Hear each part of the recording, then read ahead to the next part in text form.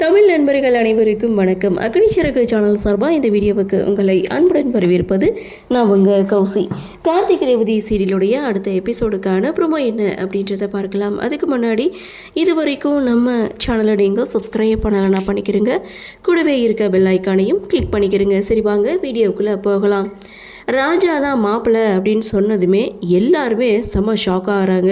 ரேவதி சொல்லவே வேண்டியல, என்னதான் நீங்கள் சொன்னாலும் என்னால் இவரை கல்யாணம் பண்ணிக்க முடியாதுன்னு ரேவதியும் சொல்லிட்டாங்க. அதே மாதிரி கார்த்தியும் நீங்கள் சொன்னது தவறு, என்ன கேட்காம நீங்கள் இப்படி ஒரு முடிவு எடுக்கலாம், எனக்கும் ரேவதியை கல்யாணம் பண்ணிக்க இஷ்டம் இல்லைன்னு கார்த்தியும் சொல்ல, பொண்ணோட வாழ்க்கை நல்லா இருக்கணும்னா நீங்கள் ராஜாவை சம்மதிக்க வைங்க, நான் ரேவதியை பார்த்துக்கிறேன்னு அங்கேருந்து சாமுண்டீஸ்வரியும் போகிறாங்க.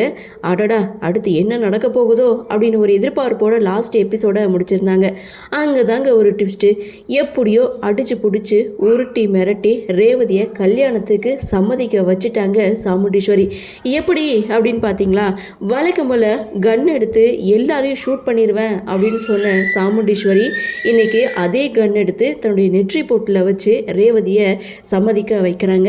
ரேவதியும் என்னுடைய மனசை புரிஞ்சுக்காம நீங்கள் இன்னமும் அவருக்கே சப்போர்ட் பண்ணி பேசுகிறீங்களே அப்படின்னு சொன்னாலும் அதெல்லாம் கேட்குற மனநிலையில் இங்கே சாமுண்டீஸ்வரி இல்லை. இங்கே ரேவதியுடைய சம்மதத்துக்காக தான் சாமுண்டீஸ்வரியும் காத்துட்டு இருக்க. கரெக்டாக அந்த ட்ரிகரை அழுத்தும் போது ரேவதியும் பயந்து போய் அம்மா நான் சம்மதிக்கிறேன் அப்படின்னு சொல்லி கதறி அழறாங்க.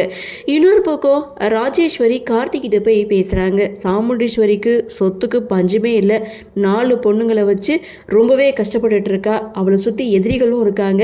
இந்த சமயத்தில் நீங்கள் அந்த வீட்டுக்கு மாப்பிள்ளையாக போனாதான் அவளையும் அவளுடைய குடும்பத்தையும் காப்பாற்ற முடியும், தயவு செய்து இந்த கல்யாணத்துக்கு ஒத்துக்குங்க கார்த்தின்னு ராஜேஸ்வரி ஒரு பக்கம் கார்த்திகிட்ட பேச, அடுத்து என்ன நடக்குமோ அப்படின்ற ஒரு எதிர்பார்ப்போட இந்த ப்ரோமோவை முடிச்சிருக்காங்க. எப்படியோங்க சாமுண்டீஸ்வரி ரேவதியை கல்யாணத்துக்கு சம்மதிக்க வச்சுட்டாங்க. இன்னொரு பக்கம் கார்த்தி அவரும் எப்படியாவது சம்மதிச்சிருவாரு, அடுத்து என்ன நடக்க போகுது அப்படின்ற ஒரு எதிர்பார்ப்பு.